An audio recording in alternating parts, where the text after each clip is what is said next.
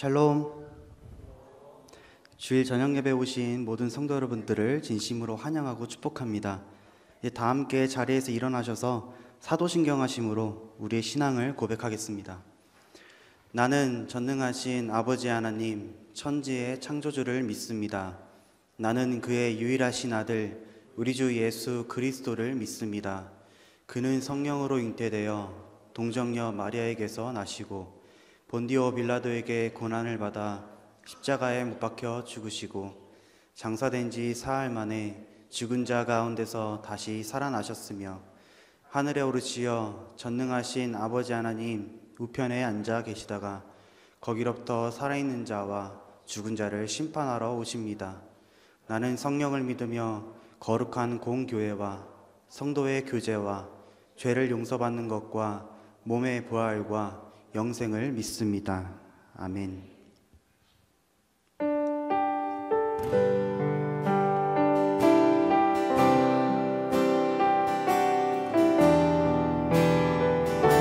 내 영혼이 은총 입어 중한 죄짐 벗고 보니 슬픈 마음 이 세상도 천국으로 하도다. 할렐루야 할렐루야 찬양하세. 내 모든 죄 사함받고 주 예수와 동행하니 그 어디나 하늘나라. 주의 얼굴 뵙기 전에 멀리 뵈던 하늘나라 내 맘속에 이어지니 날로 날로 가깝도다. 할렐루야 찬양하세. 내 모든 죄 사함받고 주 예수와 동행하니 그 어디나 하늘나라.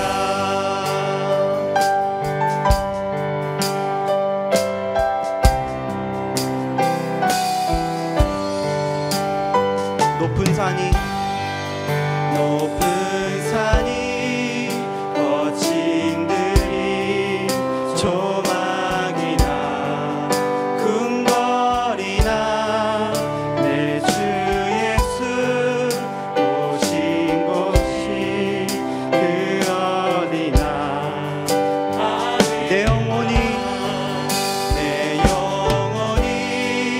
은총 입어 중한 죄짐 벗고 보니 슬픈 마음 이 세상도 천국으로 화하도다. 할렐루야 찬양하세. 내 모든 죄 사함받고 주 예수와 동행하니 그 어디나 하늘. 할렐루야 할렐루야 찬양하세. 내 모든 죄 사함받고 주 예수와 동행하니 그 어디나 하늘. 할렐루야 할렐루야 찬양하세. 내 모든 죄 사함받고 주 예수와 동행하니 그 어디나 하늘나라. 자리에 앉으셔서 하나님을 찬양하겠습니다.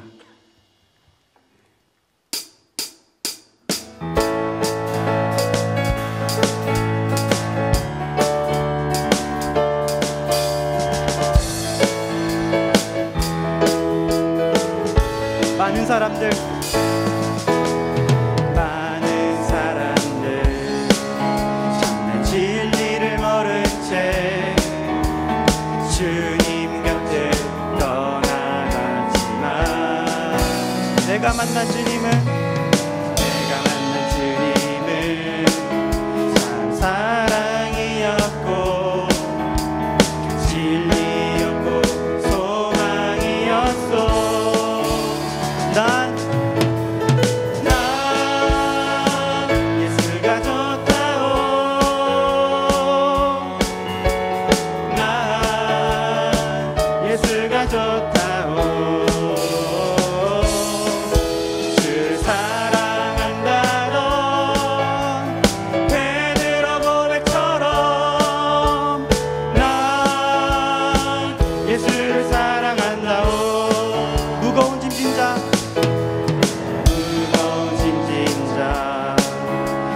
내게로 오라. 내가 너를 쉬게 하리라. 아멘. 이 길만이 생명의 길 참 복된 길이라 항상 내게 들려주셨소. 나 예수가 좋다오. 나 예수가 좋다오. 주를 사랑한다던 베드로 고백처럼 나 예수를 사랑한다오.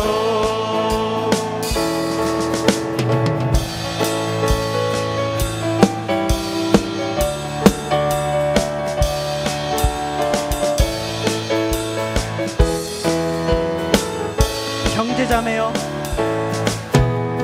형제자매여 참된 행복을 찾거든 예수님을 만나보세요. 그분으로 인하여 참 평안을 얻으며 나와 같이 고백할 거요.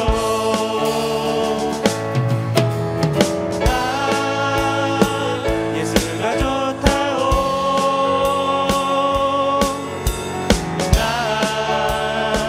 예수가 좋다오. 주를 사랑한다던 베드로 고백처럼 난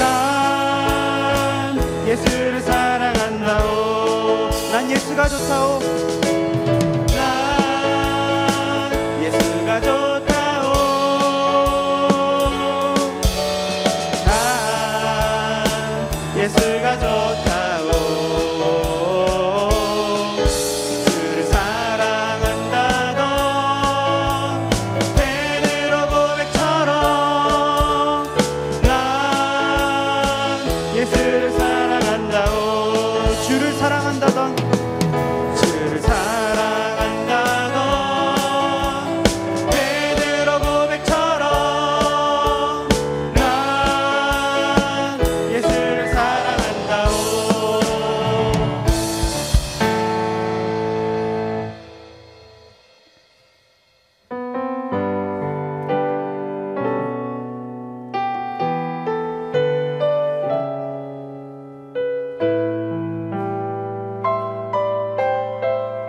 무명이어도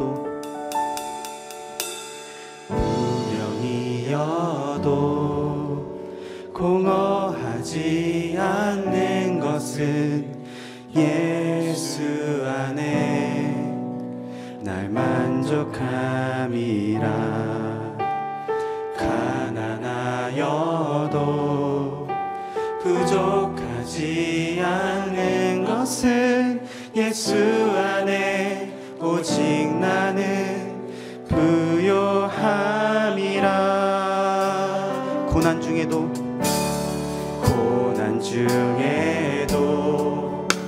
견뎌낼 수 있는 것은 주의 계획 믿기 때문이라.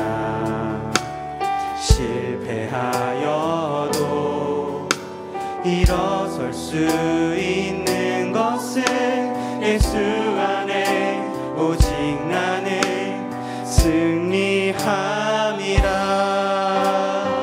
예수로 난 예수로 충만하네. 난 예수로 충만하네. 난 예수로 충만하네. 영원한 왕 내 안에 살아계시네. 난 예수로 충만하네. 난 예수로 충만하네. 난 예수로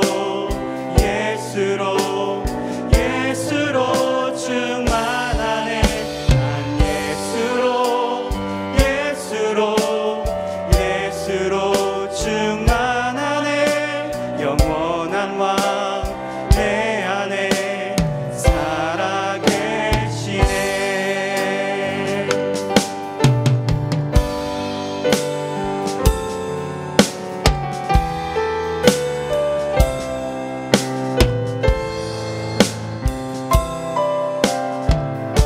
내 몸이 약해도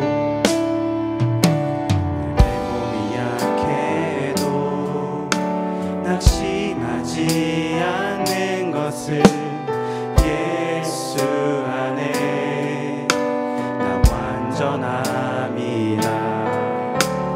화려한 세상 부럽지 않는 것은 난 예수로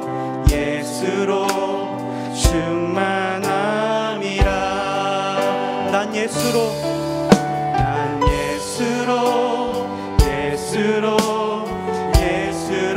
충만하네. 세상 모든 것들도 부럽지 않네. 난 예수로 충만하네. 영원한 왕 내 안에 살아계시네. 난 예수로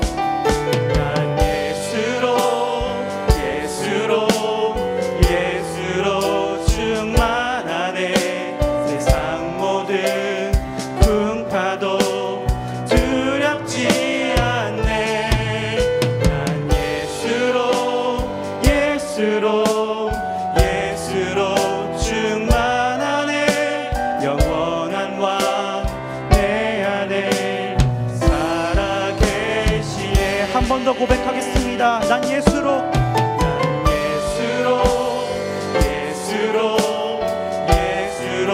충만하네. 세상 모든 것들도 부럽지 않네. 난 예수로 충만하네. 영원한 왕 내 안에 살아계시네. 난 예수로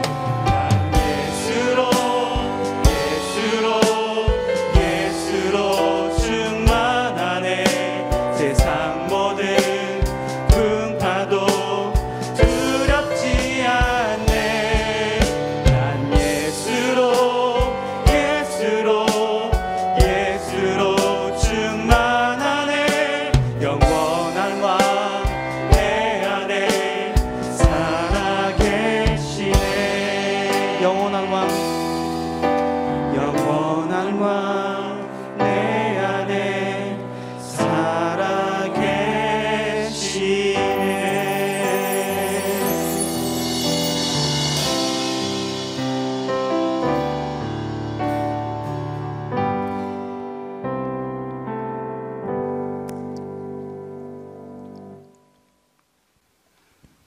사랑과 은혜가 충만하신 하나님 아버지 감사합니다. 우리를 다시 하나님의 전에 불러주신 은혜에 감사합니다. 하나님, 우리를 성결하게 하심으로 오직 하나님의 성호를 찬양하기에 부족함이 없는 우리가 되도록 축복하여 주옵소서.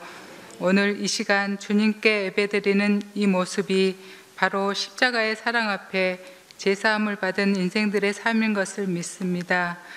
주님 앞에 예배할 때마다 못 박혀 죽으신 주님을 기억하며 주님의 몸 위에서 쏟아지는 십자가 보혈에 저희 영혼이 잠기는 놀라운 은혜가 있게 하옵소서. 우리의 마음을 깨끗하게 하사 주의 영광을 보게 하여 주옵소서. 우리의 입술을 정하게 하사 우리로 하나님의 영광을 찬양하게 하여 주옵소서. 신령한 길을 열어주사 진리의 말씀을 듣게 하여 주옵소서. 사랑의 하나님, 사순절 넷째 주일 예배를 받아주셔서 감사합니다.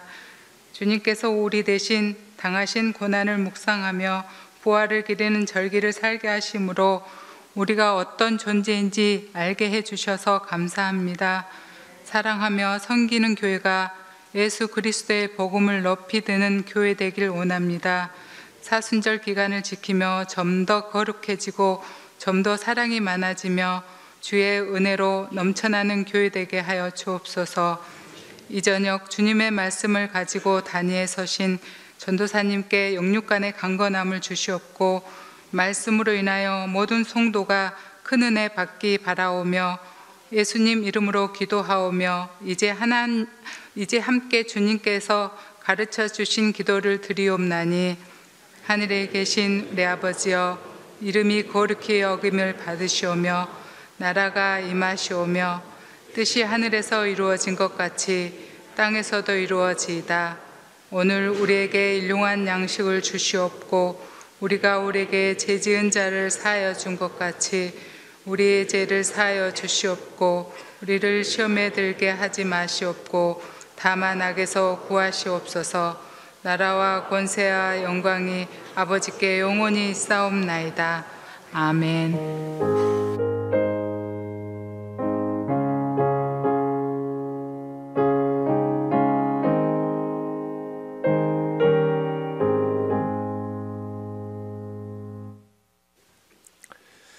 이 시간 하나님 말씀은 마가복음 6장 1절부터 6절까지의 말씀입니다. 하나님 말씀 마가복음 6장 1절부터 6절까지의 말씀입니다.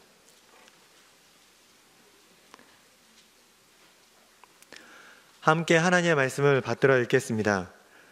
예수께서 거기를 떠나사 고향으로 가시니 제자들도 따르니라.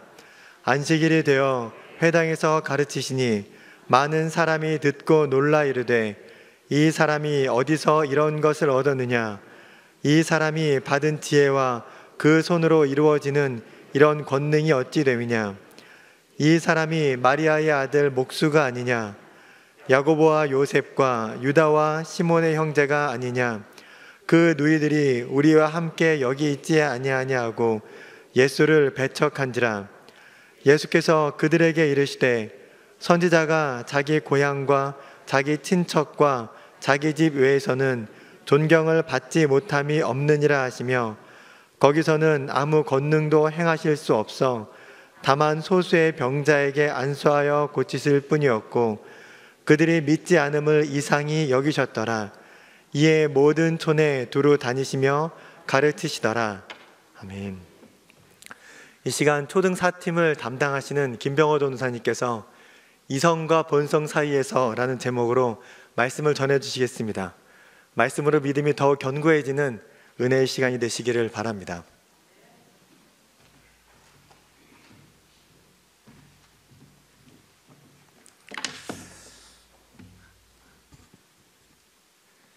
지금 우리는 사순절이라는 절기를 보내고 있습니다. 사순절이란 예수님의 공생의 기간 동안 당하신 고난을 기억하고 감사하면서 예수님이 부활하신 부활절을 기다리는 기간입니다. 저희 초등 4팀 주보에는 이 절기 동안 우리는 예수님의 사랑과 고난에 감사드리는 마음으로 보내자라고 적었습니다. 지금 우리는 이 기간에 예수님의 사랑과 고난에 감사드리는 마음으로 마음을 가지고 보내고 있나요? 아니면 따뜻해지는 날씨 속에서 새로운 2023년에 희망찬 내일을 생각하면서 보내고 계신가요? 우리는 겨울이 지나고 따뜻해지는 날씨 속에서 희망과 미래를 꿈꾸는 것이 나쁜 것은 아닙니다. 그렇지만 우리가 미래에 대해 생각하고 희망찬 미래를 기대할 수 있는 것은 바로 예수님께서 이 땅에 오셔서 자기 피를 유월절 어린 양과 같이 흘려주셨기 때문에 우리는 봄을 꿈꾸고 미래를 기대해야 할 수 있습니다. 그러기에 우리는 예수님에 대한 감사를 항상 가지고 살아야 합니다. 그 감사하는 마음이야말로 예수 그리스도를 구주로 믿는 그리스도인의 기본입니다. 지금이 사순절 기간이기 때문에 예수님을 생각하며 감사하면서 부활절을 기다리는 것이 아니라 그리스도인으로서 우리의 모든 것을 만들어 주시고 보듬어 주신 예수님을 항상 생각해야 됩니다. 현재 2023년에 이스라엘과 멀리 떨어진 대한민국에서 이렇게 많은 사람들이 예수님을 생각하며 예수님께 감사를 표하고 있지만 예수님이 계시던 그 시간 속에는 예수님은 영광스럽고 빛이 나는 길을 걷지는 못하셨습니다. 예수님께서는 저번 주에 우리가 살펴보았듯이 공생의 시작 전 사탄에게 시험을 당하시기도 하셨고 통칭 군대 귀신을 몰아낸 대가로 그 마을에서 쫓겨나시기도 하셨습니다. 오늘은 특히 예수님이 직면하셨던 고난 중 가장 마음이 아팠으리라 생각되는 고난을 살펴보려고 합니다. 예수님께서는 죽었던 회당장 야이로의 어린 딸을 살리시고 고향에 들르셨습니다. 기적을 행하시던 예수님에 대한 소문은 분명히 고향 마을까지 도착했을 겁니다. 그러나 사람을 죽음에서 살리시고 여러 기적과 가르침을 행하시던 예수님께서는 고향으로 가서 평소와 다름없이 회당으로 들어가 사람들을 가르치셨습니다. 예수님이 고향에서 가르치셨던 말씀이 정확히 어떤 것인지는 모릅니다. 마태복음에 회개하라 천국이 가까이 왔느니라 하는 말씀처럼 회개하라는 가르침이셨을 수도 있고 예수님이 자주 하시던 것처럼 어떠한 비유를 사용하셔서 천국 복음을 말씀하셨을 수도 있습니다. 그 말씀의 내용에 중요한 것은 아닙니다. 어떠한 말씀이든 예수님의 직접적인 가르침이 나쁜 말이나 허황된 가르침일 수는 없었을 것입니다. 그리고 예수님은 가르침뿐만이 아니라 고향에 있던 병자들을 치유해 주셨을 것입니다. 예수님의 가르침을 듣고 권능의 힘으로 병자들을 고치는 것을 본 고향 사람들은 말 그대로 경악했습니다. 오늘 말씀 마가복음 6장 2절 말씀을 같이 한번 살펴보겠습니다.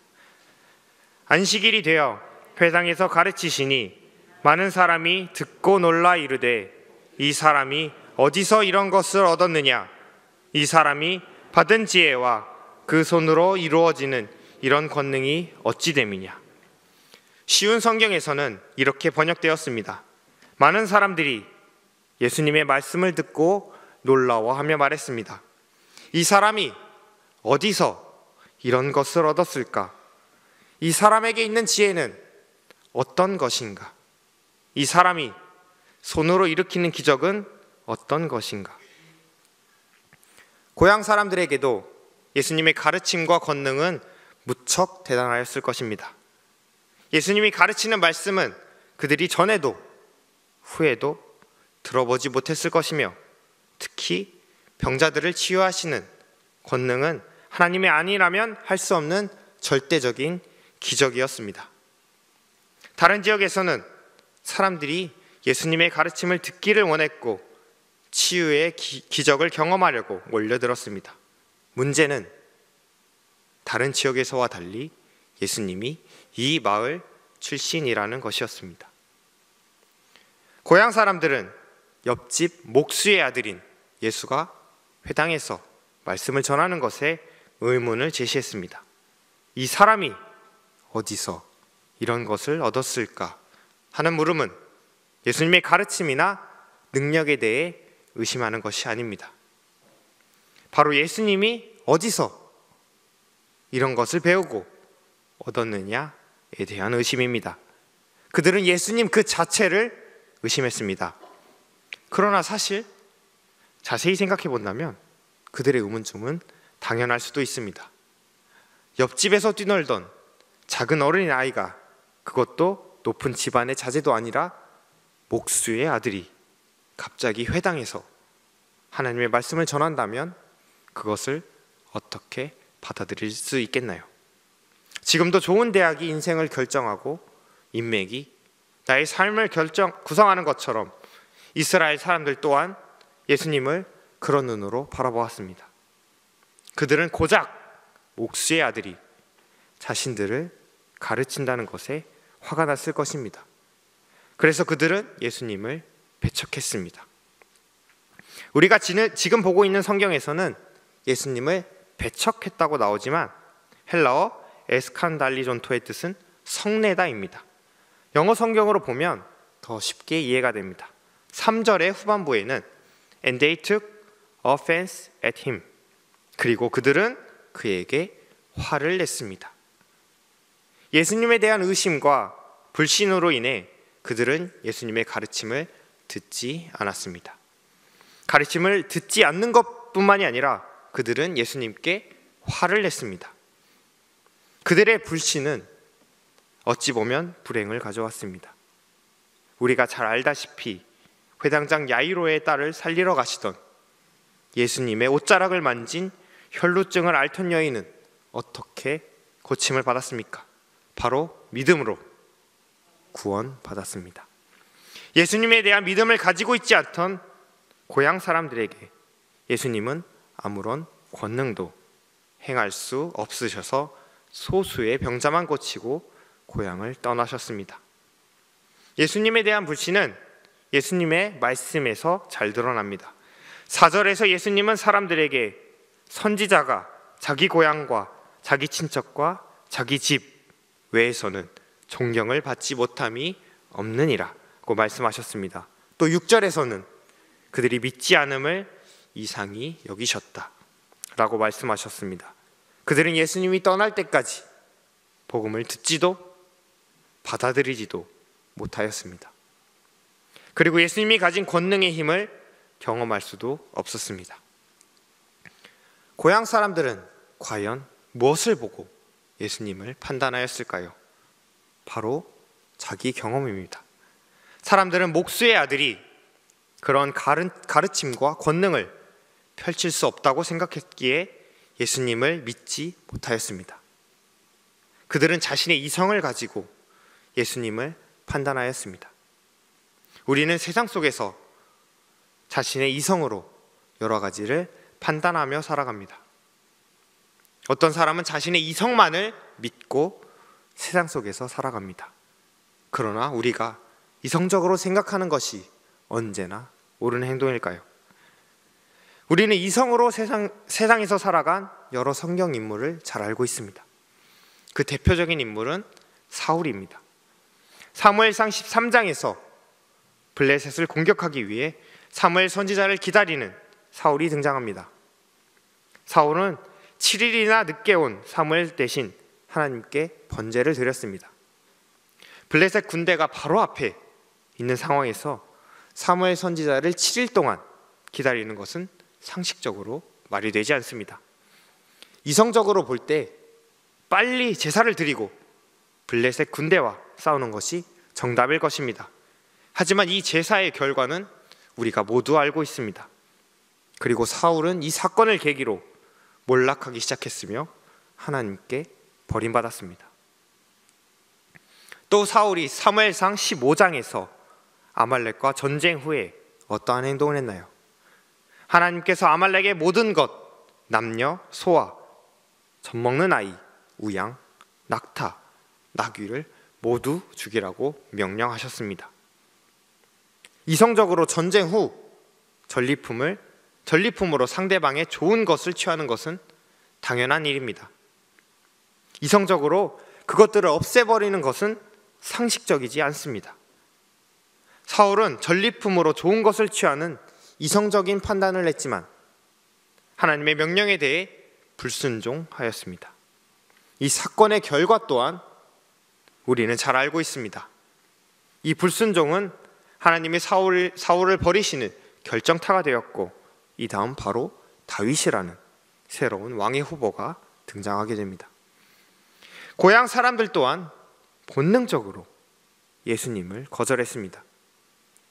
그들이 예수님의 어린 시절을 보아왔기에 예수님의 가족을 알고 있기 때문에 예수님의 가르침을 거절하였겠지만, 그들은 본능적으로 예수님의 권능과 가르침을 누구에게서 얻은 것이라고 판정짓고 말았습니다.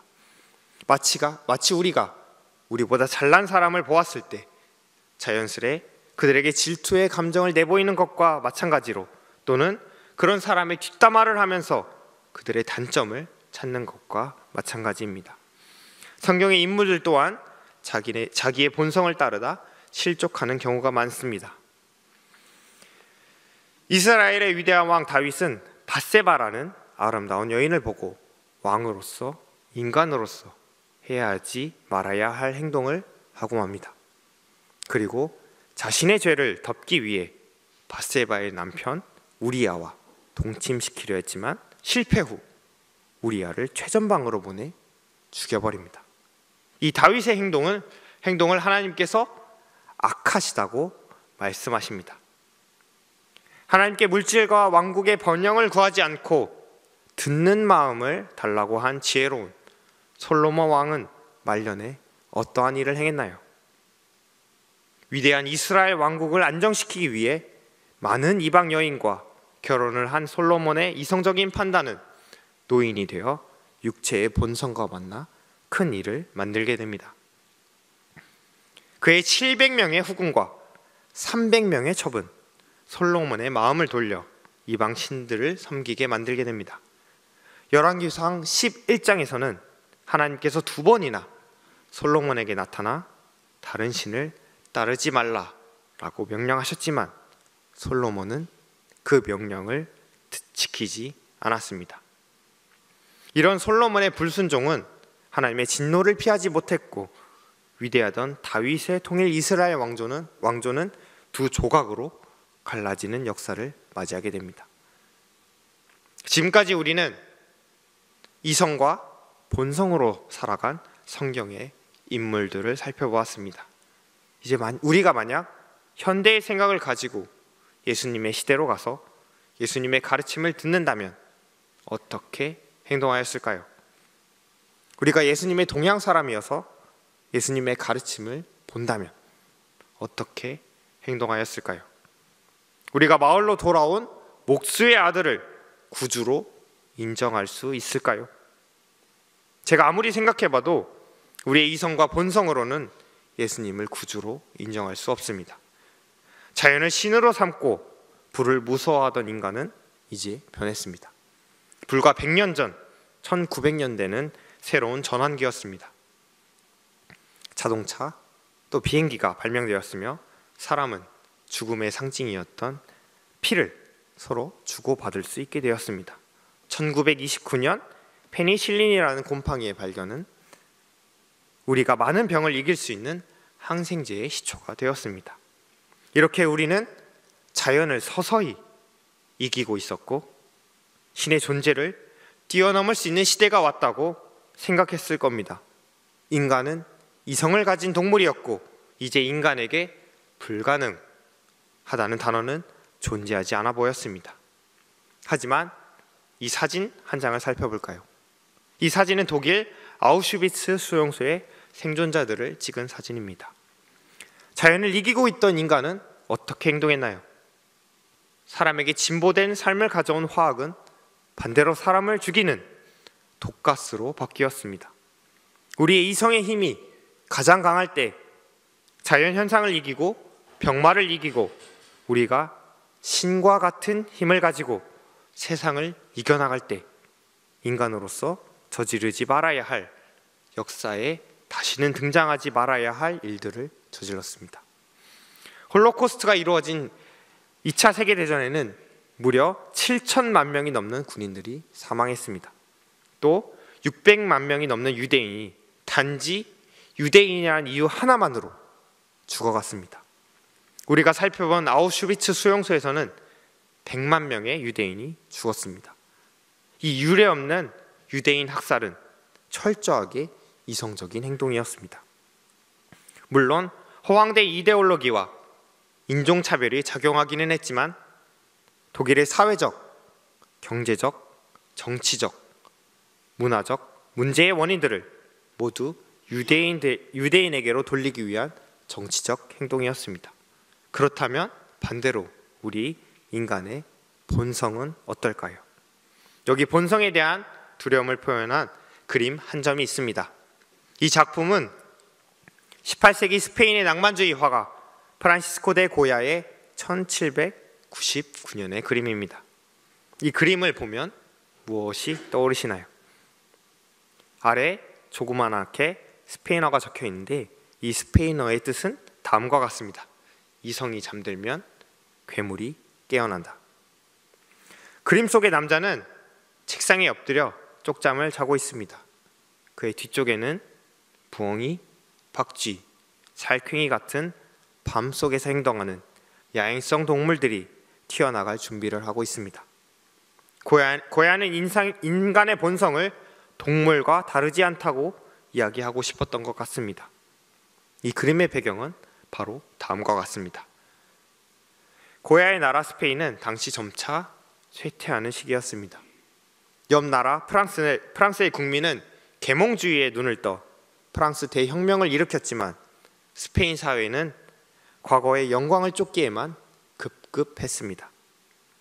이렇게 쇠퇴하는 시기에 사회는 사람들, 성직자들, 정치인들 모두 타락했으며 교회는 절대 권력을 휘두르고 있었습니다. 사회는 불안, 공포에 떨어야만 했습니다. 그런 시기에 고야는 이 작품을 그렸습니다.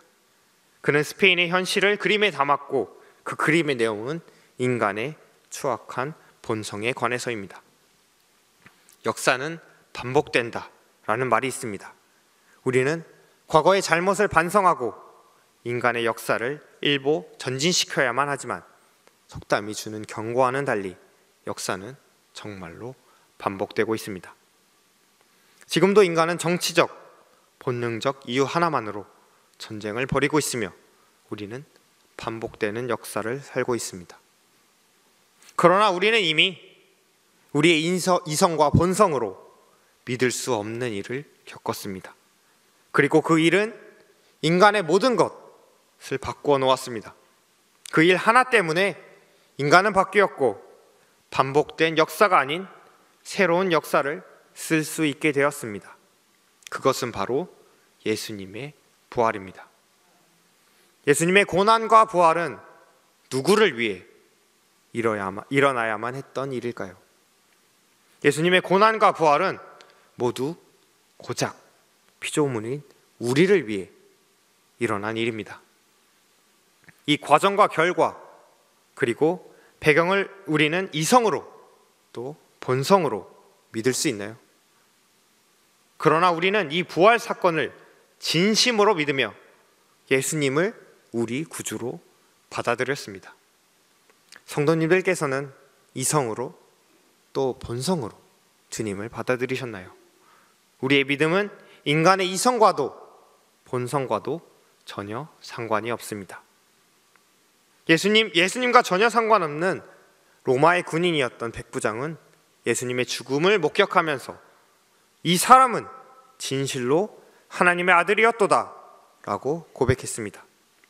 요한복음에서는 예수님이 믿지 못하는 제자 도마에게 옆구리에 손을 넣어보라고 하셨습니다. 그제야 도마는 나의 주님이시요 나의 하나님이시다 라고 고백하였습니다. 그 외에 수많은 사람이 예수님의 권능을 보고 경험하였습니다. 예수님의 죽음과 부활을 통해 예수님을 진정으로 하나님의 아들이라 믿었습니다. 우리는 직접 눈으로 예수님의 부활을 목격하지는 않았습니다. 하지만 우리는 예수님의 부활을 믿고 그 삶을 따르는 그리스도인입니다. 하지만 그리스도인이라고 우리의 삶 자체가 평탄하다는 뜻이 아닙니다. 우리가 열심히 기도하더라도 우리의 삶이 세상에서 손꼽히는 삶이 되지는 않습니다. 우리가 교회의 많은 사역과 봉사를 감당하더라도 우리의 삶이 개선되는 것은 아닙니다. 우리가 세상 가치관을 가진 사람들이었다면 이 모든 것을 감당하지 못하였을 겁니다. 우리가 예수님의 고향 사람과 같은 가치관을 가지고 있었더라면 예수님의 삶을 믿을 수 없었을 겁니다. 그러나 우리가 세상의 사람과 예수님의 고향 사람과 다른 점은 바로 우리의 이성과 본성으로 믿을 수 없는 예수님의 모든 삶을 믿고 있다는 것입니다. 그리고 예수님이 우리의 모든 죄를 지시고 십자가에 달려 돌아가셨다는 사실을 믿고 있습니다. 또한 사망의 골짜기에서 죽음을 이기시고 돌아오셨다는 사실을 믿고 있습니다. 그것이야말로 바로 예수님께서 우리 그리스도인에게 주신 복이자 은혜입니다. 예수님의 고향 사람들이 받을 수 없었던 참된 복이자 은혜를 우리는 경험할 수 있으며 경험하고 있습니다. 우리의 삶 가운데, 기도 가운데, 사역 가운데 고난이 있을 수밖에 없지만 주님이 우리와 함께 계시기 때문에 우리는 그 모든 것을 감당하고 살아가며 은혜 받고 있습니다. 우리의 삶 속에 너무나 많은 고난 또는 어려움이 있습니다. 비록 따뜻한 봄날이 시작되고 있지만 우리 모두에게 봄이 오지는 않습니다. 마음이 얼어붙어 아직 추운 겨울 속에 지내고 계시는 분들도 있을 테고, 몸이 아파 오랜 기간 뜨거운 여름 속에 지내고 계시는 분들도 있을 것입니다. 또한 세상의 각종 여러 가지 지나갈 수 없는 어려움 속에서 마음 아파하고 슬퍼하며 좌절할 수도 있습니다. 우리는 이러한 고난과 어려움을 헤쳐나가기 위해 이성을 믿으며 하는 선택이 있을 수 있으며 본성을 믿으며 하는 선택이 있을 수 있습니다. 그러나 어떠한 선택지를 고르더라도 우리가 잊지 말아야 할 것은 우리가 이성으로도 본성으로도 판단할 수 없는, 믿을 수 없는 주님의 존재입니다. 그 주님을 믿기에 우리는 험난한 이 땅에서 은혜 누리며 살아갈 수 있으며 살아가고 있습니다. 그 은혜야말로 믿기 어려운 주님을 믿는 그리스도인이 받은 축복입니다. 여기 예수님께서 죽음을 이기시고 돌아오셨다는 사실을 믿지 못했던 도마에게 하신 말씀이 있습니다. 이 말씀을 항상 품속에 두고 사는 우리 명선의 성도님들 되셨으면 좋겠습니다. 요한복음 21장 18절입니다. 너는 나를 본 고로 믿느냐? 보지 못하고 믿는 자들은 복되도다. 말씀을 정리하겠습니다. 비록 예수님의 가르침과 권능을 직접 본 고향 사람들이 예수님을 배척하였지만 우리는 그리스도인으로서 그들과 다른 삶을 살아야 합니다.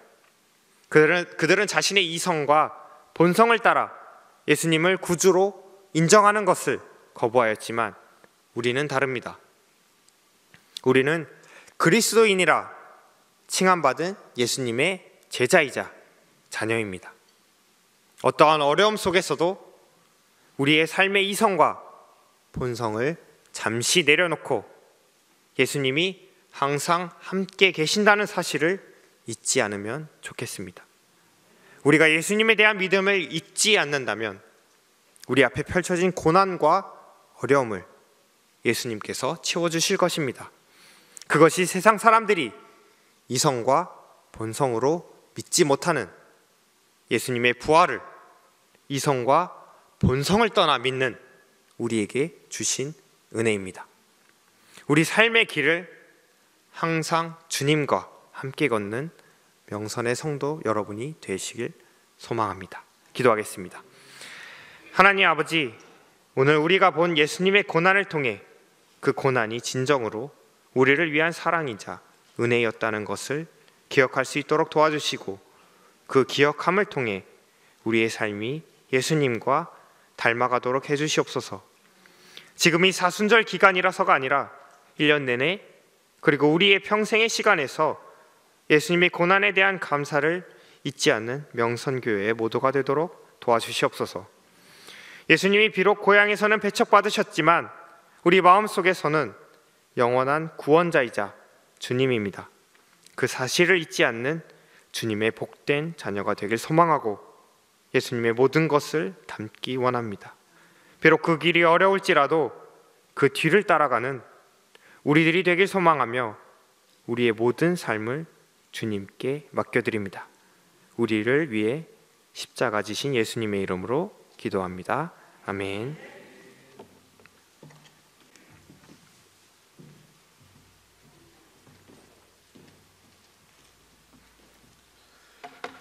우리 다 함께 자리에서 일어나셔서 찬송가 144장 함께 찬양합시다.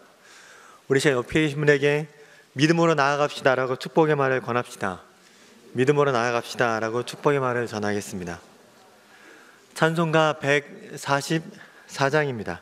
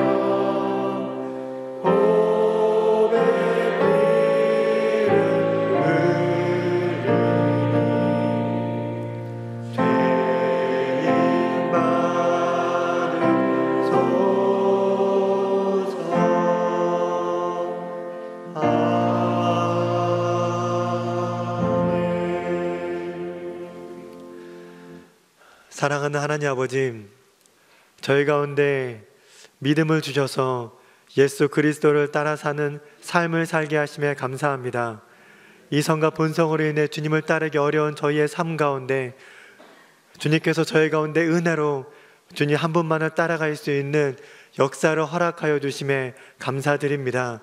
저희가 이 세상 가운데 그 믿음에 힘입어, 그 은혜로 힘입어 하나님 아버지를 위해 살아갈 수 있는 귀한 은혜를 더하여 주시옵소서.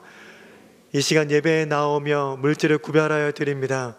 주께서 저희를 구원하신 그 은혜에 감격하며 드린 이 물질을 주님께서 받으시며 이 물질이 사용되어지는 곳곳마다 아버지 하나님의 놀라운 역사가 나타나게 하시고 예수님의 십자가 복음이 증거되게 하여 주시옵소서. 이 물질을 구별한 그 손길 위에 간절한 기도 제목이 있을진데 그 기도의 제목에 응답하여 주시고 아버지 하나님께서만 주실 수 있는 은혜와 평강을 누리게 하여 주시옵소서.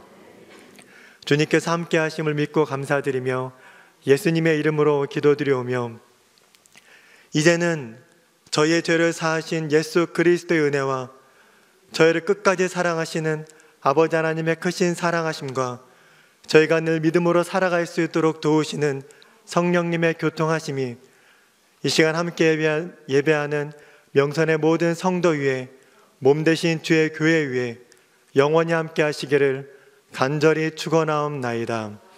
아멘.